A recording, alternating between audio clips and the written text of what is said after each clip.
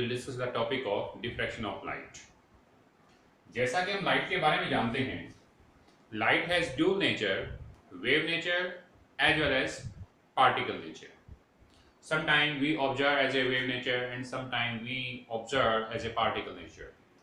So there are some phenomena which explain the particle nature and wave nature of light.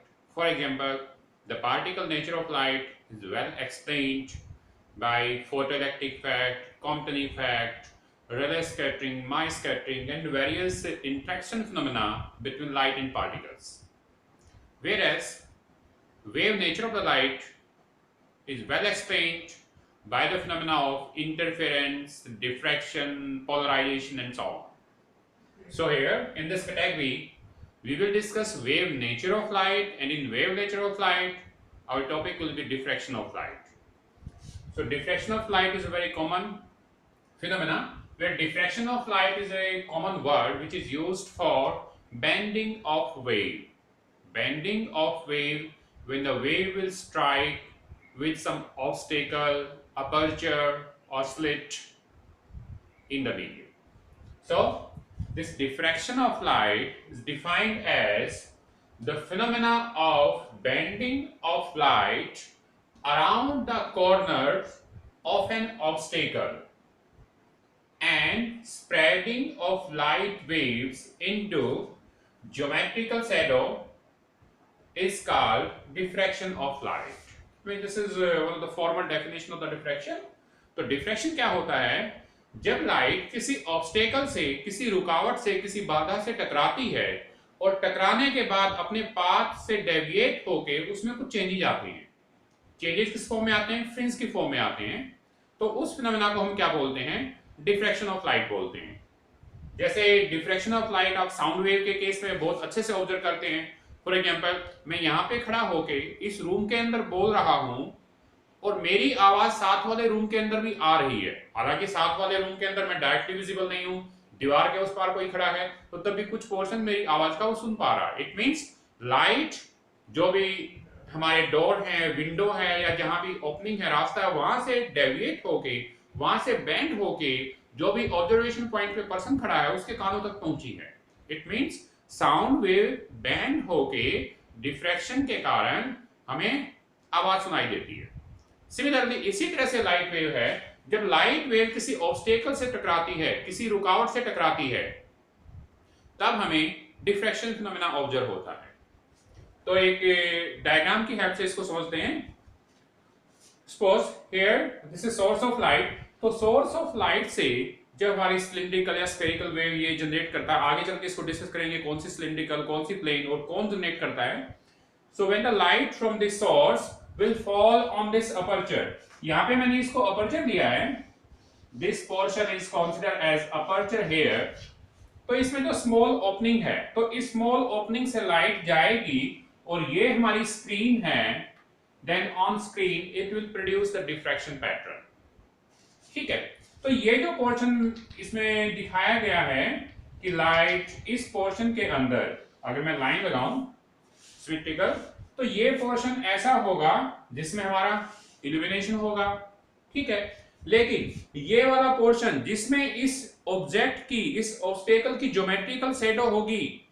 Similarly इस side पे ये जो portion जिसमें इस ऑब्जेक्ट की ज्योमेट्रिकल शैडो होगी वो क्लियरली ऑब्जर्वेबल नहीं है. यानी यहां पे हमारी लाइट की फुल इंटेंसिटी है, तो क्या होना चाहिए था? जो हमारी ये लाइन खींची, यहाँ पे ज्योमेट्रिकल शैडो रीजन स्टार्ट होगा तो एकदम it will fall back to zero. ऐसा होना चाहिए था ना कि जहां भी आपका ये ऑब्स्टेकल है, ऑब्स्टेकल से लाइट टकराई और इससे बाहर तो लाइट आने का सवाल ही पैदा नहीं होता.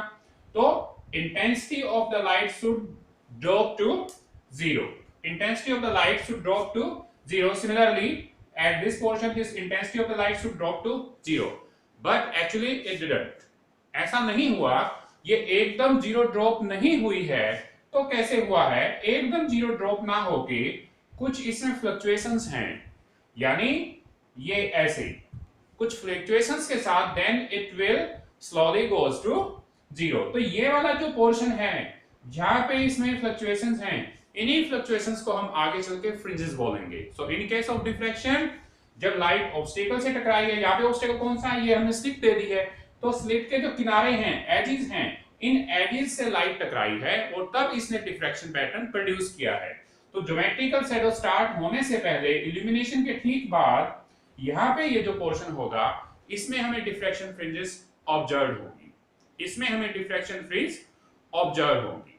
ठीक है, इसका थोड़ा सा अपोजिट अगर हम लेके देखें, ये तो मैंने स्लिट ली है, अगर मैं कोई रैंडम ऐसे ऑब्जेक्ट रखूं, फॉर एग्जांपल ये कोई ऑब्जेक्ट रख दिया, इस ऑब्जेक्ट के ऊपर लाइट पड़ेगी, तो जब इस ऑब्जेक्ट के ऊपर लाइट पड़ेगी तो इसमें किनारा कौन सा है, एजेस कौन से हैं, ये वाले। भाई ये तो सारी लाइट ब्लॉक कर देगा, यहाँ पे जो भी रे टकराएगी इस पोर्शन से, ट्रांसपेरेंट नहीं है, ओपेक है ये, तो अगर ट्रांसपेरेंट नहीं है तो इस पोर्शन से ये लाइट टकराएगी, लेकिन जो लाइट यहां से जाएगी, किनारों से होके जाएगी, टकराएगी यहाँ पे किनारों के ऊपर, तो वहां स्क्रीन पे जाके ये डिफ्रैक्शन पैटर्न प्रोड्यूस करेगी। यानी इस पोर्शन के ऊपर आके क्या होना चाहिए, ऐसे कुछ फ्रिंजेस होनी चाहिए आपकी। ठीक है, तो यहाँ पे इंटेंसिटी जीरो होनी चाहिए, यहाँ पे इंटेंसिटी जीरो होनी चाहिए, तो तब ये हमारा कर्व, ये उसका हमने अपोजिट लिया, वहां पे स्लिट ली थी, यहाँ पे कोई ऑब्स्टेकल अपर्चर की फॉर्म में ले लिया है, तो यहाँ से जब लाइट टकराएगी तो जो एंड होते हैं सिरे, जहां से इसकी डेविएशन होनी है, जहां पे लाइट स्ट्राइक करती है, तो वहां पे एकदम जीरो ना होके उसमें इंटेंसिटी के अंदर, लाइट इंटेंसिटी के अंदर वेरिएशन होते हैं, तो इस फिनोमेना को क्या बोला जाता है, डिफ्रैक्शन। आगे फिर इसको हम डिटेल में पढ़ेंगे कि ये कॉर्नर के अराउंड में ये फ्लक्चुएशन डिफ्रैक्शन की फॉर्म में कैसे ऑब्जर्व होती है। So it is known as diffraction. This diffraction phenomena first of all observed by Grimaldi of the Italy के साइंटिस्ट है, सबसे पहले इन्होंने ऑब्जर्व किया था, इसके बारे में बताया था। Not observed in daily life, ये बहुत इंपॉर्टेंट चीज है, that diffraction phenomena is not observed in daily life problem और daily life situations। ये सब ऐसा क्यों है, ये यहाँ इस चीज से जुड़ा हुआ है, that diffraction is very much dependent on the size of obstacle, कि diffraction pattern ऑब्स्टेकल के साइज के ऊपर डिपेंड करता है, साइज के ऊपर डिपेंड करता है, it means size of obstacle should be small और लार्ज। किससे कंपेयर करें, it will be comparable to the wavelength of the light, wavelength of light. तो ये वेवलेंथ ऑफ लाइट पे डिपेंड करता है कि साइज ऑफ ऑब्स्टेकल कैसा है।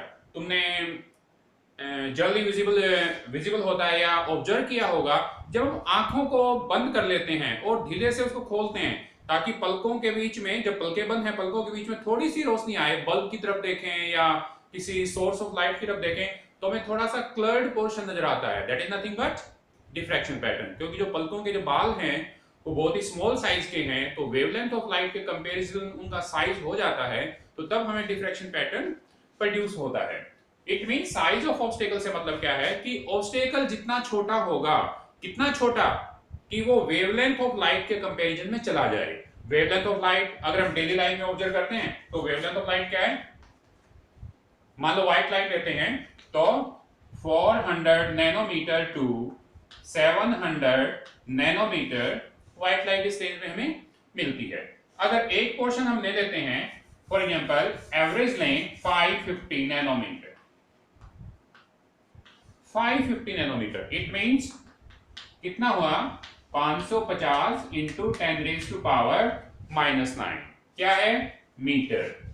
इसको सेंटीमीटर में कन्वर्ट कर लो, -7 सेंटीमीटर आ जाएगा, एक जीरो और कैंसिल कर दो, -6 सेंटीमीटर आ जाएगा।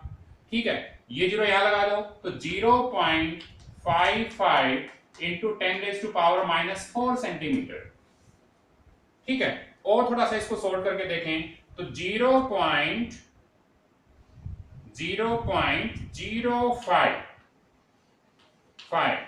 10 रेज़ टू पावर -3 होगा, तो इसको मैं अगर मिलीमीटर लिखें, ठीक है, 10 रेज़ टू पावर -3 सेंटीमीटर लिखो एक मिनट के लिए, तो 10 रेज़ टू पावर -3 सेंटीमीटर। इस स्मॉल स्केल पे जाएं तो 0.055 सेंटीमीटर, और प्रोडक्ट में क्या है, 10 रेज़ टू पावर -3, यानी कि और भी कम होना है, तो 0.00055 सेंटीमीटर।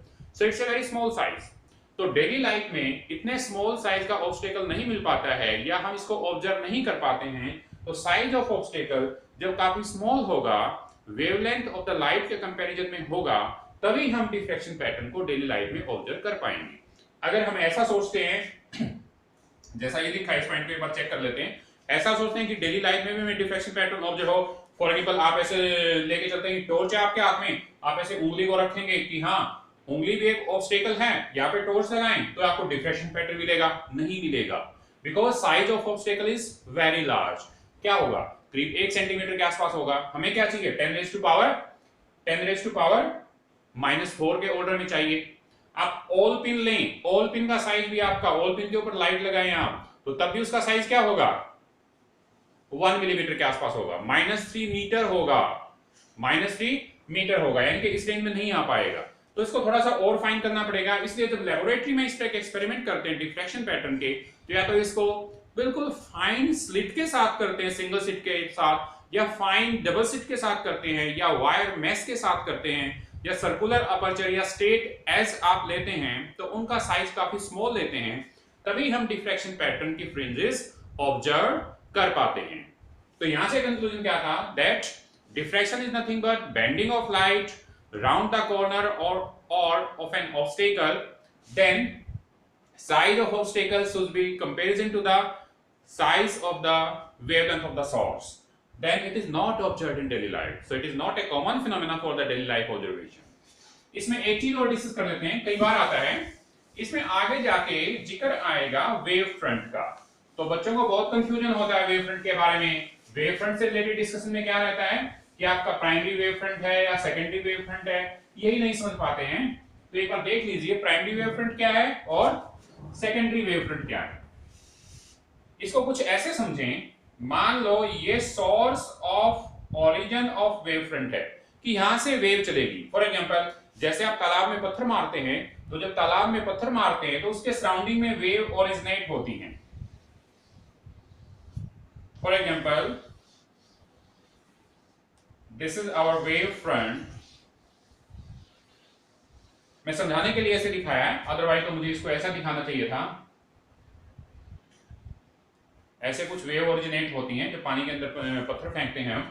एक बार समझाने के लिए इसको देख लीजिए, ठीक है। मान लो वेव आपकी सर्कुलर फॉर्म में ओरिजिनेट होती हैं, ऐसा ही लाइट के केस में भी होता है। तो ये जो सराउंडिंग में वेव बनी है, ये वेव आगे चलेगी फिर आगे चलेगी। तो इस तरह की वेव जो आपको पहली बार ऐसे दिखाई दी, इसका नाम दिया गया primary wave front. Primary wave front, ठीक है। इस प्राइमरी वेव फ्रंट के बाद हाइजन ने इसको इसके बारे में बताया था। तो हाइजन क्या बोलता है कि at primary wave front there will be secondary wavelet, या प्राइमरी वेव फ्रंट या प्राइमरी वेवलेट बोलते हैं। तो यहां पे every point on primary wavefront will be source of secondary wavelet। कैसे? मान लो ये पॉइंट ले लिया मैंने, तो इस पॉइंट के सराउंडिंग में भी वेव जनरेट करेगा। सिमिलरली ये कोई पॉइंट ले लिया तो यहां भी वेव जनरेट होगी, ये कोई पॉइंट ले लिया यहां भी वेव जनरेट होगी, ये कोई पॉइंट ले लिया यहां भी वेव जनरेट होगी। तो इस तरह से ये सर्कुलर पोर्शन इसके ऊपर लगाते जाएंगे। तो ये तो मेन लाइन थी, ये कौन सी आपकी? Primary wave front. ये छोटे छोटे से सर्कल लगाए हैं, इनको बोलते हैं सेकेंडरी वेवलेट। सेकेंडरी वेवलेट्स, ठीक है। अब ये जो सेकेंडरी वेवलेट्स का हम लोकस बनाएंगे, यानी एक टेंजेंट ड्रॉ करें जो इन सर्कल के सभी लाइन से टच करते हुए एक लाइन खींचते जाएं। तो ये जो वेव फ्रंट बनेगा, ये जो वेव फ्रंट बनेगा, this will be known as secondary wave front. हालांकि ये हाइजन थ्योरी वाले लेक्चर में कंप्लीट मिलेगा, तो हाइजन थ्योरी से रिलेटेड डिस्कशन होता है इसके ऊपर, तो नॉर्मली बता देता हूं। जो वेव जनरेट होती है उसको हम प्राइमरी वेव फ्रंट बोलते हैं। तो हर एक प्राइमरी वेव फ्रंट के ऊपर different n number of points अगर हम लें, those n number of points will generate its secondary wavelet. So primary wave front will be source of secondary wave front. Huygens theory में कहा गया है। तो डिफ्रैक्शन में जहां भी डिस्कशन आएगा इसमें कंफ्यूजन नहीं होना है। तो जो आगे चलेगा वो आगे प्रोग्रेस कौन करेगा? ये करेगा। ये कौन सा वेव फ्रंट है? सेकेंडरी वेव फ्रंट है। तो सेकेंडरी वेव फ्रंट ये हो जाएगा अब एक तरह से। इन सर्कल को नहीं दिखाएंगे, सर्कल के हमारे सेकेंडरी वेवलेट है। तो ये सेकेंडरी वेव फ्रंट। इसी तरह आगे जो प्राइमरी वेव फ्रंट आएगा, मतलब इसके आगे इसके जो भी सेकेंडरी आएगी, उसी सेकेंडरी के फिर ऐसे पॉइंट्स होंगे जिन पॉइंट्स के ऊपर आपके सेकेंडरी वेवलेट्स आएंगे, वो सेकेंडरी वेवलेट्स आपके फिर एक वेव फ्रंट बनाएंगे, जिसको फिर हम क्या बोलेंगे, secondary wave front. So this was the concept of primary wave front end secondary wave front. ये आगे काफी जाके डिस्कशन में आता है।